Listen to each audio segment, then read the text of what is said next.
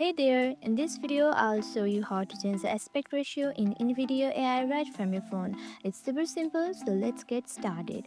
First, make sure you have got the Invideo app installed on your phone.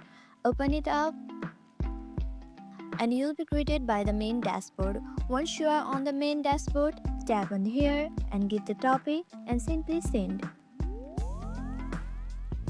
It will take some time to analyze. Wait for a few minutes. Now here's where the magic happens.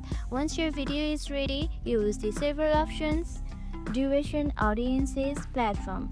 If you wanna make video for YouTube, simply tap on YouTube. The ratio is for YouTube is 16:9. If you want to make for portrait, you can choose 9:16 and 1:1 for square video. Tap on the ratio that fits your needs. For now, I'll just tap on YouTube. You can change it as per your need.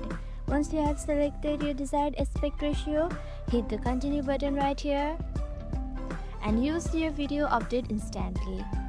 And that's it. Now you know how to change the aspect ratio in Invideo AI. It's a simple but powerful tool to help you make videos in any format you need. Thanks for watching and don't forget to like, comment and subscribe for more editing tips and tutorials. Bye bye.